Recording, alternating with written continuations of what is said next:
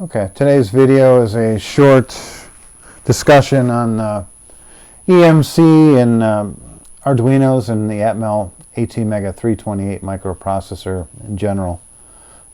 This covers the Arduino Uno, Mini, Nano, and a couple others. Basically, if you ever hooked motors or relays or anything electromagnetic to an Arduino, you may or may not have had it just go out in the weeds and stop working. Good percentage of the time, this generally turns out to be noise coming in on the reset line. In addition to resetting the processor, this line also, with certain pulse sequences, gets you into debug mode and programming mode. Which if you're running for me, I was running a GRBL setup with a CNC plasma, and I did not want this thing going into programming mode or debug mode when I'm cutting metal. So there's basically pretty much two options, two paths to a fix. One being a software and the other being a hardware fix. I'll talk about the hardware first. Basically, you can, if you look at the schematic here on the screen, on pin 29 being the reset, it's coupled to the 5 volts with just this 1K resistor. Any transients on the 5 volt supply will show up directly on pin 29 because there's no capacitance to ground to smooth anything out. So yeah, that's not a really good design for anything industrial.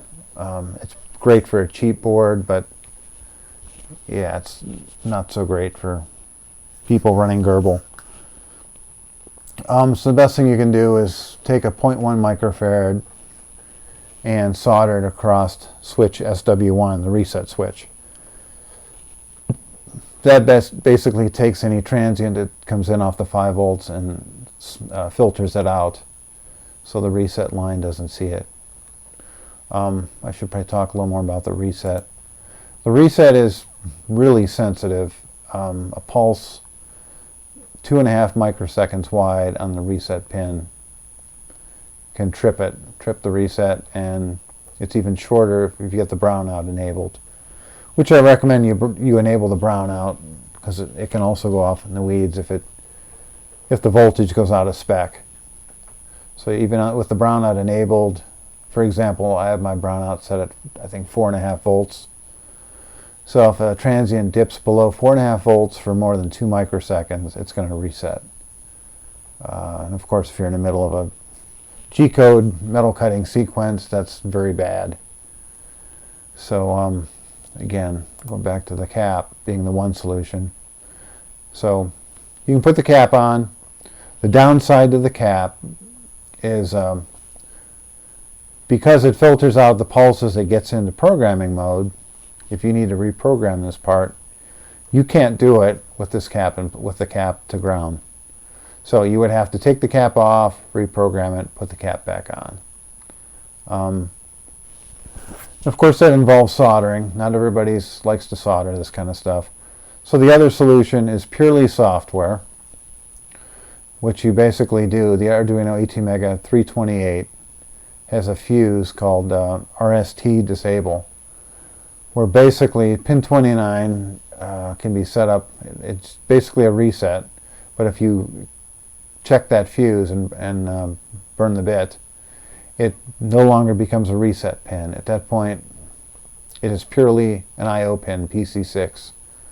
So it cannot be tripped up by any pulses on that pin. Now, also, it cannot be debugged or reprogrammed ever. So you would, if for my example, I did this on a Mini and I put it in a socket on my plasma CNC. So if I ever have to, I'm using GRBL 9J, I think it is, and it's been fine. But it isn't a socket. Should I ever want to upgrade to the new 1.1? So that's really the ups and the downs and how to fix that, fix the reset lockups. Again, it's one, pretty much this hardware path with a cap to ground on pin 29, or setting the fuse after you've programmed the flash. Okay, all right, good luck.